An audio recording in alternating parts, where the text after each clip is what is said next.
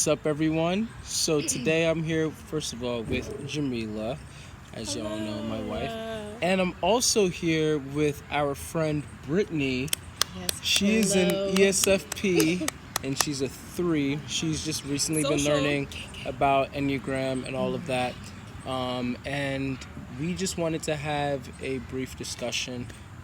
We don't know how long this will take. It's kind of spontaneous. We're just out in the park. We'll see how it goes. But we just wanted to give Brittany a platform because she uses those very well. Right before we got on camera, I actually said, I'm going to be famous! This is the road to Broadway. It starts here on Denzel's YouTube channel. That's fun. Okay. Go ahead and shine as much as you like. Yeah, actually, I did look at your Twitter, and I saw you got some followers. I was like, okay, Denzel's getting out there.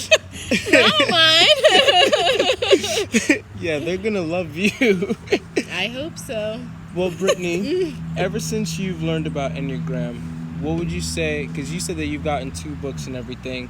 How has this been helping you? Oh, you said that you've read 2. I read 1. Like 2 types. I read 2 types. The 3 about the 3. Yeah, that's what I was about to be like, woo, don't. Yeah. Woo. Okay, got you. Well, what have you been gathering so far about Enneagram?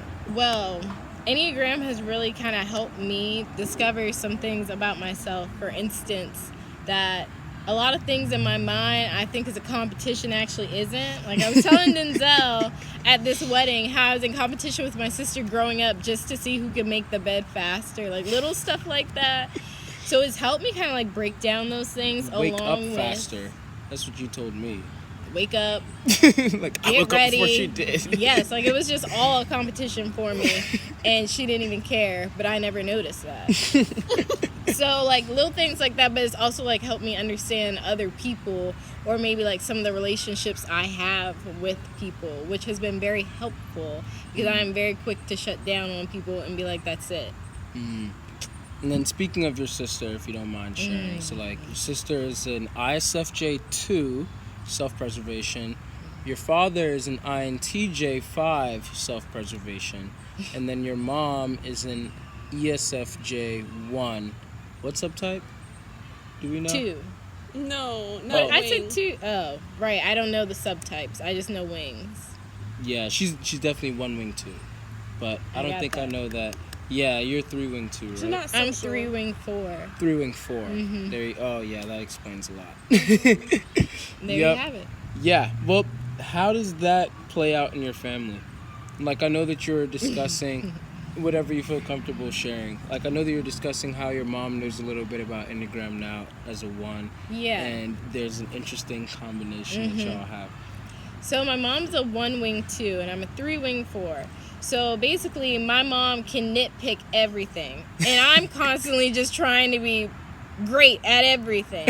So constantly I'm trying to get her approval, but she's constantly finding something wrong with it. So I think that's at times where we clash, but I think we don't like really realize it, because sometimes I'll be telling my mom like, hey, like, can you not? But like, I think that's one of her ways. I don't know if it's showing love, but like, for her, she doesn't see it as being harmful. So they are always, like, my parents are always like, be teachable. And I'm like, I am teachable. But, like, sometimes, like, I want to, like, just chill out a little bit. So it brings on, like, that dynamic between the 2 of us. But don't get me wrong. My mom's my girl. That's my best friend. Yeah, y'all get along really well. We get along really well. It's just a lot of times, like, if we're having a little argument about something, it's that. She's telling me to do stuff and something, and I'm like, Mom, I already did that. Or, okay, Mom, just like that. No, that makes sense. That makes sense. And so, how would you say then that with you and your mom having that type of dynamic, like, do you think that has actually caused you since she has such higher standards and she always finds something to nitpick, as you would say, that's caused you to reach a bar that maybe even most 3s probably aren't able to reach? Possibly with growing up, like, already wanting just to be, like, great at the things that I try, and then having parents who are always, like, hard work beats talent when talent doesn't work hard. So, like, I was constantly, like, working, because it was, like, any moment I wasn't working, I felt like one of my parents were going to come up to me and be like, oh, you're being lazy, or, oh, you're not being diligent. Don't lose sight of, like, what you want to do. Do you really want to do this? Like, because, you know, to dance, I'm a dancer. To dance, it costs a lot of money. And I was doing it competitively, like I was on a competition team, and then I was doing it really like in pre-professional programs, so they didn't want to waste their money. So I was constantly like, I probably dance more than I've done anything else in my life. So what things, because you dance, like you said, and I know that you've also been like beauty pageants as well. So what is the list? You can go ahead and show off here. Like, what is the list of things that you are actually just objectively really good at? What am I really good at? I don't know what I'm really good at. I think I hit a cool standard, maybe right above standard. Does that make sense? Would you consider yourself really good at dancing? I wouldn't consider myself really good. Okay, I consider myself good enough to be at the place that I'm at. But really good, for me, kind of comes with being born with certain abilities that I just don't have. You know, dance is a gift that I'm borrowing, but like I don't have certain things that would set me apart to be really great. And I'm working on being like within my own body, within my own artistry, great for me. But like, for instance, how some people are like hyper flexible and like they're really easy to like get jobs because there are not a lot of people who can put their leg like all the way behind their ear. Like that I'm not gifted in, and that's okay because I can still get my leg up. But it's just not as high. But I think as a pageant competitor, I competed in the Miss America pageant system. I also do well because I have a strong talent, just because I've been dancing for so many years. But also, you know, I kind of really enjoy working in different communities along with helping people. I've done that through the youth program at my church, so it's not too far off from what I was already doing service-wise, which is the pageant. One of the big things they look for is someone who loves serving their community and loves like what they do and will promote the platform. And since I've been a part of the program I've been doing is the Miss America program, I've been a part of it for so long that it's easy for me to promote it because I know a lot, like almost everything about it. So for pageants, I've done really well. I would say I'm a strong competitor. In Maryland, I want to see what it would be like to compete at like a Super Bowl state like Texas, where it's like pageants is like a big deal, just to see how well I would do, because those girls train year round. I don't train year round for pageants. I train like when pageant season comes. But I think it'd be interesting to try one day. Dope. Yeah. Okay. So speaking of which, like, you know, you said that you would just like to see, like, you know, where you would rank. How do you take losing as a 3? Oh, gosh. It was funny. I had a interview prep one time, and in the interview, they asked me, like, how do I take criticism? And I stood there and I said I took it well. And then afterwards, they criticized me, and I began to cry. So that is how I do with losing as well. I am a sore loser in terms of I just beat myself down. I mean, it's nothing really against anybody else. I don't think anyone likes to lose. Yeah, for sure. If you do, you're and that's setting yourself interesting up. too, because like so as we should know, the Enneagram is broken up into 3 parts. There's the heart triad, then there's the fear triad, and then there's the gut triad, or the I'm the heart. anger triad. Yeah, and you're the heart triad as a 3. Gang, gang. Gang. And 3s are, contrary to popular belief, they're pretty emotional. You know, like, and especially being an ESFP, so your auxiliary function is introverted feeling. That's all about, like, you know, authenticity, like getting deep into, okay, what do I stand for? What are my values? What are my morals? Who is Brittany? And what does she stand for? But then also being a 3, then 3s are known as like image types. Like they try to present an image to the world that may or may not really be who they actually are, because they want to come off a certain way. So let me touch on that real quick. Yeah, I wanted to ask. This is what I struggle with the image thing. Right. And the authentic thing. So follow me. So in terms of being authentic, I've always been the type to be like, I want people in my corner who are going to accept me for me fully. I've never, like, gone above and beyond for a boy. I've never gone above and beyond for a person. Or at least in my mind, I've never thought that I have done that. Like, I've been really, for myself, I've been very much like, I need people to accept me for who I am. Like, all the way down to the hair. Like, I even sometimes have run-ins with, like, my mom and grandmother because I like to wear the crown braid. And they'll be like, oh, well, you should wear your hair, you know, the way it is now. And I'm like, no, why? Like, why? Like, I like to wear my hair in the crown, so I'm not going to change it. Or, like, if I just have photos for my dance teaching, and my mom's like, you should straighten it. I was like, why? I'm not going to damage my hair for this. These kids are going to see me with the crown braid. So, like, I have no problem with doing that. Yeah. And then, for me, when it comes to image... Yes. I really love hearing what people think about me when it's positive, but then I get so self-conscious because then I'm like, okay, I have to continue doing whatever it is I was doing so that they can continue to think of me that way. So then I have like this back and forth in me that occurs because, like, even if someone writes me something like really sweet, like if someone's like, oh, I love that you're blah blah blah blah blah blah, in the moment I'll be really happy about it, but then later on then I'm stressing because I'm like, okay, how do I not lose these things that this person loves so much about me? And also, like, I'm really good at, like, I can roll with different crowds for the most part. Like, I don't have a problem, like, going someplace where I know no one and then talking to somebody. But also, I know in the Enneagram 3, like, we're good with, like, shape-shifting, basically, like, fitting in, which was actually really funny to me when I read that, because I was like, I've never thought of that. I thought of, like, my friend, Sydney, she's a Enneagram 8, and she's really good at that. Yeah. So I ESTP never even as imagined well. that. But I guess I do it.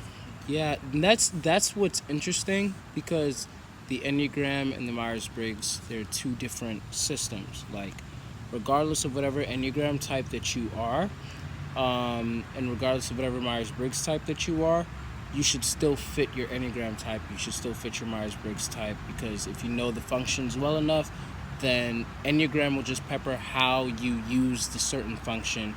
And if you know the Enneagram well enough, then Myers-Briggs will just kind of like show how you're using that coping mechanism as Enneagram.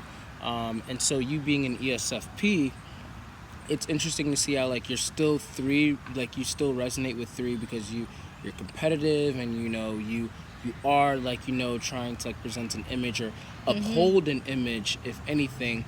But unlike maybe, like, other people who are 3s, like maybe even an ENFJ 3, like, so somebody who's like my type, if they were 3, then because they have FE, then they'd probably be more presentable, like they'd be more likely to shift the way that they're presenting themselves to the world, in a way that may even be deceptive to themselves, because they're trying to appease other people.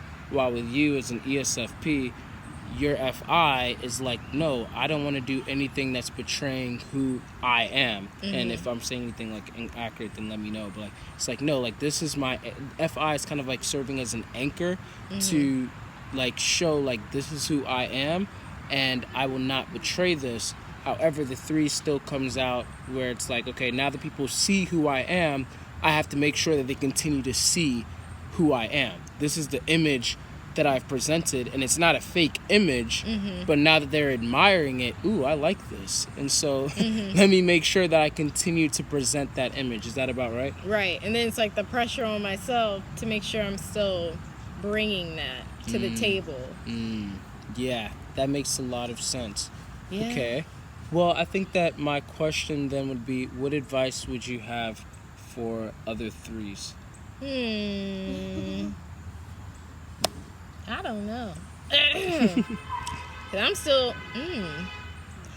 still, you know, trying to figure it out for myself in terms of the Enneagram. And what was that? I was saying something to you one time about my Enneagram that I'm trying to remember, that I noticed. Okay. Say more about me as a 3. What does 3 mean? It might jog my memory to something. No problem. So, as a social 3, essentially, you're really good at, once again, like knowing. Plus, you're really good at like knowing how you're presenting yourself, and essentially like what people are seeing of you in a way, and you kind of feed. Oh, off. I got it. Mm-hmm. We talked about this a little bit. Yeah, I was right? literally about to like start digging I in saw. messages. I think we talked a little bit about with the 3. It's like you feel like you can never really show who you really are, right? Didn't we talk about that a little bit when I FaceTimed you that one time? Do you not remember? No, I don't. I feel like I talked about that with you. Well, I think it was in my book. Is that true? I think Yeah, it's that's true. how they usually feel. Yeah. That's what I was reading, and I was like, in a lot of situations, I have looked people in the eye who I was like really close with and been like, you don't know me at all.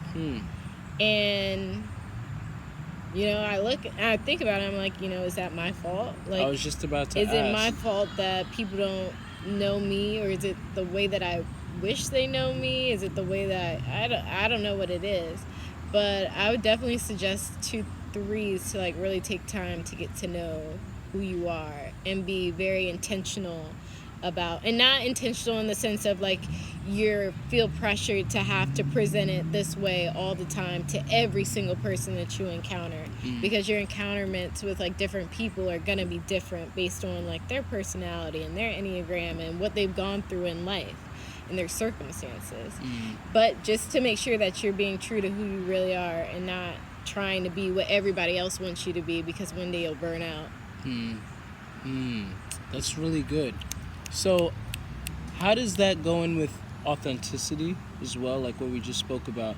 Because then if you feel like they don't really know who you really are and you can't really ever like show who you really are, but you always are being authentic, then how does that See, work? it's a whole tug of war in the heart and the mind. Because it's like,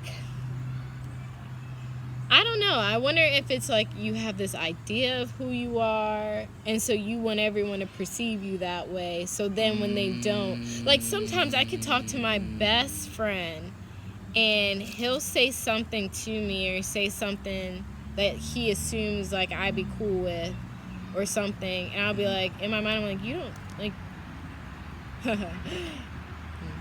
I'd be like, and I was like, if he ever watched this, he'd be like, what? So I was like, let me be careful here. But sometimes I do go like, you don't know me. Like, that's not me. Like, I don't know who you think I am, but it's not me. But that's not all the time, But sometimes it does happen with people. Could you give an example of what you mean? It doesn't have to be real, but like... I'll give a real example. One time my best friend just mentioned something about how I love shoe shopping, or just shoes in general. I do not love shoe shopping, and I do not love shoes. Like, I don't mind buying, like, new, like, Pumas, new like Nike, like stuff like that, but like I'm not like, oh my gosh, let me look up heels every day. So when he said that, I was like, I don't know what I did to make you think that. And I also didn't correct him. That was in the beginning of our friendship, so it was still like trying to like so maybe that's what it was. Does it bother you when people misperceive? Yes, it bothers me. It bothers me a lot. Does that happen It often? bothers me when, this grinds my gears. It bothers me when I say something to someone and they don't listen. Like, that's my biggest thing. Because although, like, I'm talkative and I'm a talker, if I'm, like, talking to you or trying to actually have conversation with you, because for me, I'm all about, like, I want you to be here with me. Like, my 5 love language type is quality time. Like, so if you're sitting in front of me with a phone, like, I'm gonna easily be annoyed like that, because it's just kind of like, this could be a time where we could be going on a deeper level about whatever you got going on, whatever I got going on, and you're using this opportunity to be involved with other people. Yeah. My train of thought. He was asking if it bothers you. Yes, so it bothers me. Yeah. I think that's also good because, again, breaking another 3 stereotype, you actually like to go in deep with people. I do, certain. Yeah. Although you did say one time, and you can clarify if I'm getting this wrong, that you aren't a good listener. I'm not a good listener. I'm not a good listener, and I feel really bad about that. I actually was thinking about that when we first got to the park, because I was like, I didn't ask them any questions. Because I talk so much, I'm like, I don't leave that much room for anybody else to talk, and I feel really bad about that, because I want to hear from other people, but then at the same time, if they talk a little too long, then I zone out. That makes sense. Okay. Yeah, and I don't even think, I feel like that's more of a Myers-Briggs thing than it is an Enneagram thing. But when people, you said it bothers you, so is it more of like a mad bother, like at them, or a sad bother at yourself? Like, why do people not know me? Why do people not understand me? Or is it more like, it's a frustration. Okay. Because that's like sad and mad together. Because that's how I feel. Because it's like, okay, so let's go into Christ. Right. So, we were made with this need for a savior, right? So we all naturally crave Jesus, but we sometimes try to fill that in different places. I feel that's a struggle that I oftentimes have, because I'm constantly, for me, someone listening to me is a way that they're showing me love.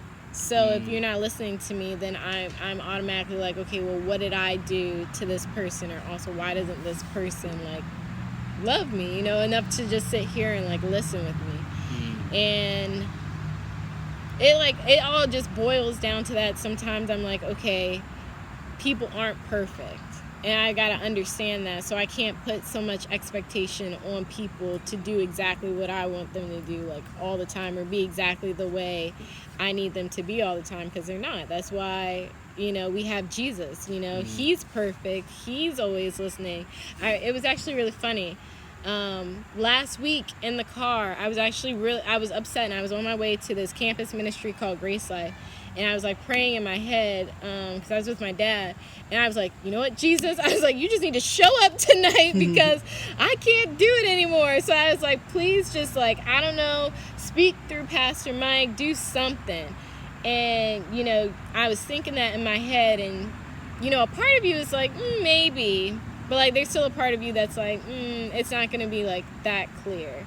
And then we literally went to Grace Life that night, and Pastor Mike talked about exactly what I needed to hear. Wow. And then in that Bible study, we have discussion questions, so it's very therapeutic for me. So we sit in a circle and we all answer the question. So one was, where do you feel like you've been? Do you feel like you've been alone? Do you feel like you've been this, that, and the other? And my dad, was in my group, and I hadn't, I kept saying to my parents, I feel very not happy to be home, but I felt not happy to be home because I felt very lonely. And I felt like that was something that they still, it wasn't getting through to them, what I was saying, or maybe they didn't know what to do. So to have that opportunity to kind of express what I've been feeling, because that's what the prayer was about. I've been really lonely. My friends are gone. My parents got lives after I went to college. My sister's got a life, and I'm a social person.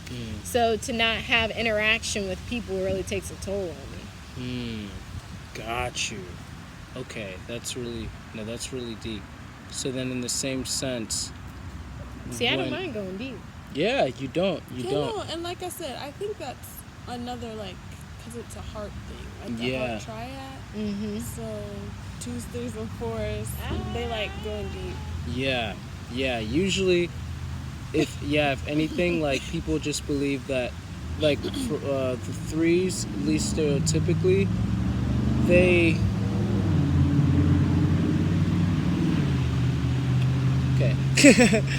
3s stereotypically avoid maybe emotions and stuff, and even 2s actually. Yeah. A lot of times, because they feel shame a lot of times, and so it's if you start seeing the real me, then I don't always know who that is. Okay, for yeah, myself. I'm not a crier. Like in front of people. People can testify to that.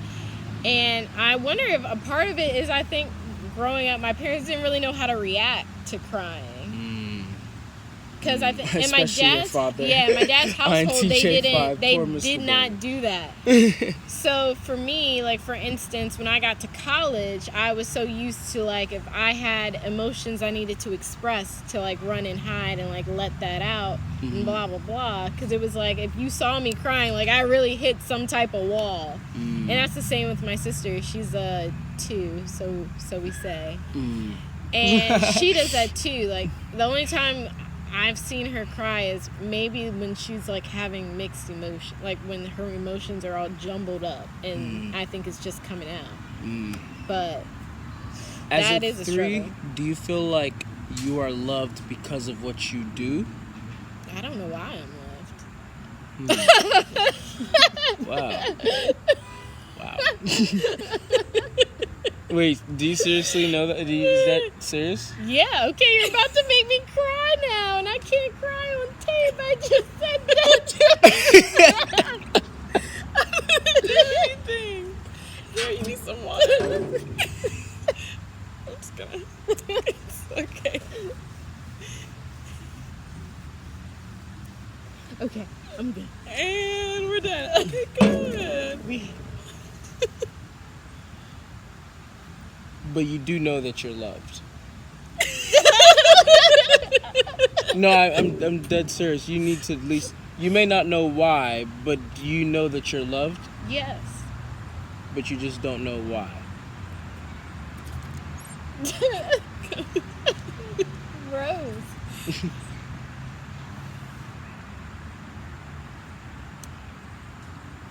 No. Do you ever think about that? Like why? Yeah. No, I don't know. Probably.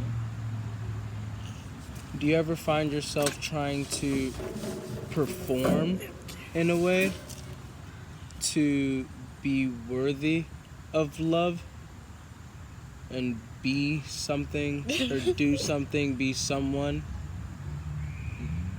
so that you can kind of deserve love? Or is that something that you feel like you're unaware of? Is something that you just do subconsciously?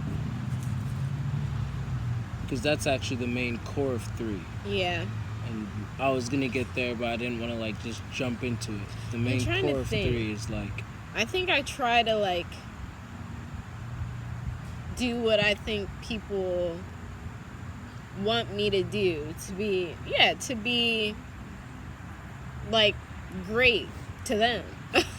Does that make sense? yeah. So yeah, it's still like that whole striving mentality. But it's always still authentic to you. I think I got an eyelash in my eye, honestly. Let me see if I have. Okay. Well, I think I'm ready. No, that's good. Yeah. I'm gotta- looking for a napkin. I'm trying to think if I can. Did I say I didn't want to sweat my hair out? Oh, thank you. Oh.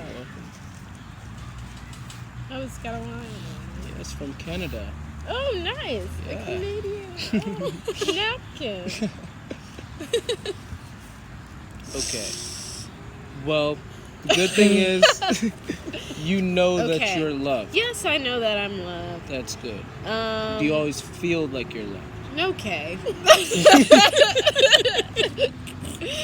Sometimes, like, I do feel the need to do in order to gain, people's love. So, yeah.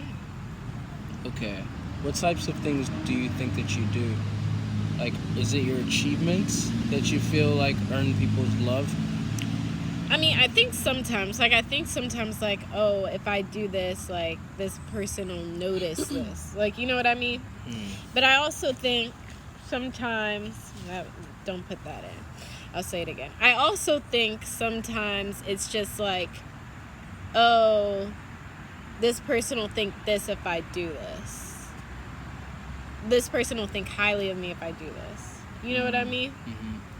And so I'm going to keep doing this so that they can keep thinking highly of me. Like, you know, like even with friendships, I have like a really hard time because especially with kind of like having all my friends away right now.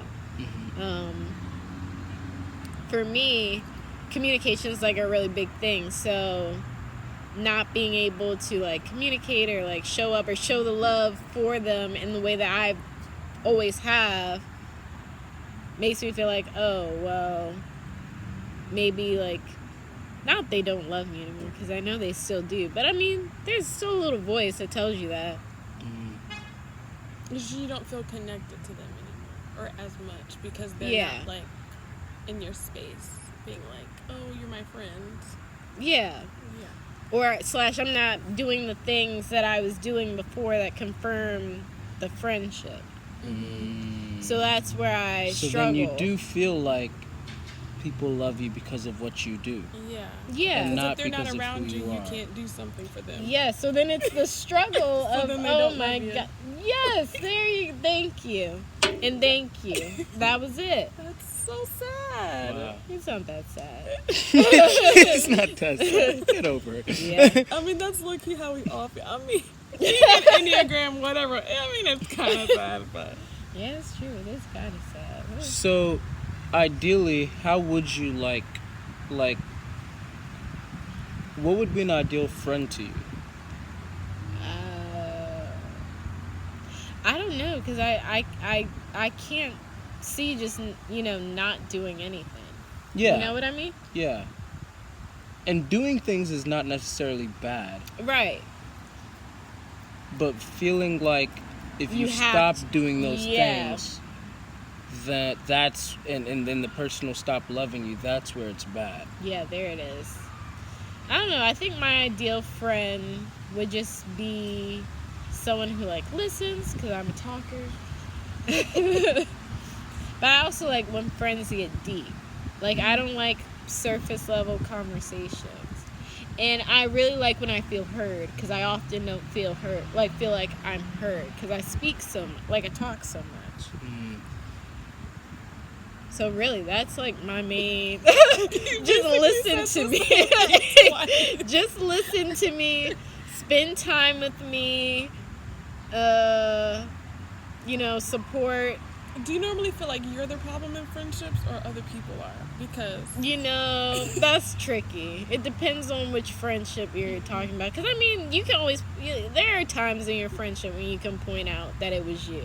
Yeah. There are times when you can point out it was someone else. I've been in a lot of friendships, though, where, like, the person was manipulating, though. And I wonder if that's got anything to do with how I am. Because it happens often, or it's happened on 2 occasions. I don't have many friends, but my friends I do have are quality. That's really good then. Yeah, That's really I good. think they're quality. Let's not question them right now. We'll think about that later. Yeah. But no, that's good though. Well, I guess then the last thing that I'd say is you said that you do like to feel heard, and we've given you this platform and everything. Is there anything else that you'd like to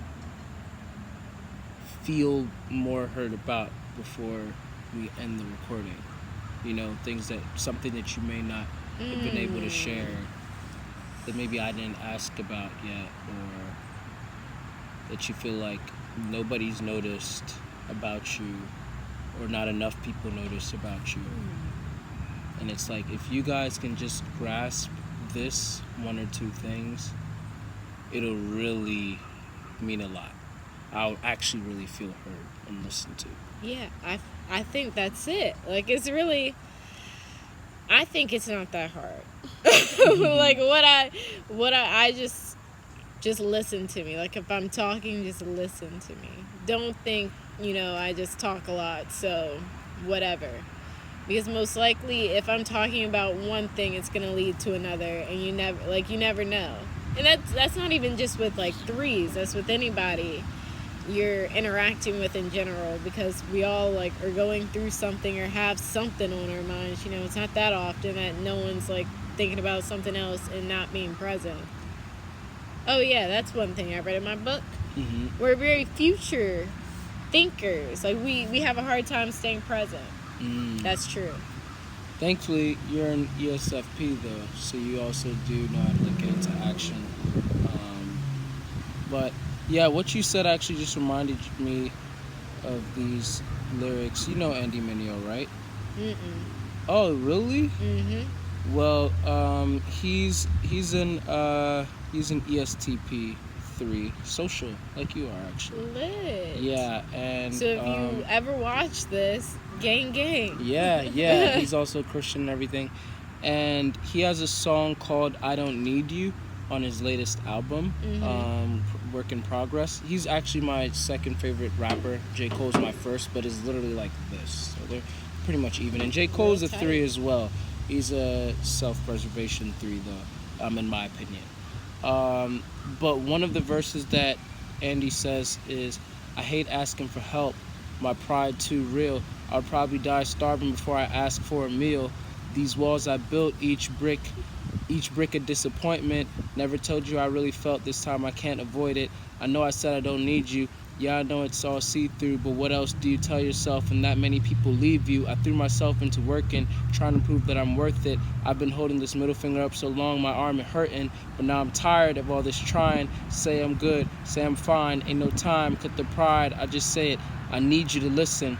When I tell you how I really feel, don't dismiss it, or start laughing, or act like I'm overreacting. I need to know I'm not somebody that you just gotta put up with. I need to know that I don't suck if I never had no success.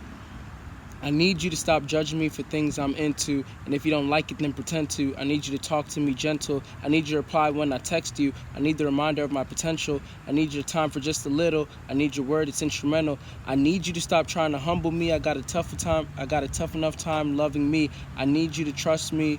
I need to trust you won't come and leave, then pull the rug from under me. I need a place I can talk crazy when everything in my walk hazy. Know I've been a little off lately, but look, man, it's how God made me. I need a minute, need commitment, I need God, need a vision, I need y'all, I need a visit, I need more than I will admit. And I always said I don't need you, always thought it was true. I don't need nobody. Dang, maybe I do. Yeah, that's pretty lit. Pretty accurate. And I feel like, yeah, that's literally like what you were just saying, like especially like that part, like, you know, like I need you to not act like I need you to show interest in what I'm interested in. And if you're not interested in, at least pretend like you're interested, you know, and like just feel seen and heard, because finally you are presenting something of yourself. You're not trying to perform or appeal or appease. You're just presenting who you are. And if you feel like that part of you is rejected, then it's like, well, then you guys only like what I'm projecting. Is that about right? Yeah, because I also, my struggle with friends and why I don't have too many like close friends is because I don't like losing friends. So like a lot of times, even in arguments with my closest friends, I'm like, is this it? Like, and so, and then even with, like I was saying earlier with, never mind. Well, thanks for coming to my TED Talk. Yeah, no, this was great. And I'm glad once again that you know that you're loved. If not by anyone else, you know that I love you very dearly. Thank you, Denzel. Yes. And Jamila loves you very dearly too. I love you very dearly as well. Thank you. Yeah. And we will always listen to you. You're actually very interesting. Oh, That's why I decided to put you on my channel. I hope I lived up to it. If you're not interesting, then I wouldn't do that. and so, As soon as I told him we were meeting up today, he's like, "Oh, she could be on my channel." Yeah, Yay. like, so don't feel like people don't want to listen to you. Okay? Thank you. Yeah, you're welcome. All right. Well, thanks y'all for tuning in. Make sure to leave questions, comments, concerns, whatever reach out to an Enneagram 3 friend today. Listen to them. Show them that you love them for them and not for what they do. And then key. also, yeah, that's a major key. And where can we find you at on social media and stuff? Make Brittany famous. That's the hashtag. Make Brittany famous. So you can follow me on Instagram at Brittany, BRITTANY _Ambers, AMBERS. Or on Twitter at, I think it's love_a_Brit, double T. And yeah. Yeah, dope. Well, thanks again. Thank you for having me. Done.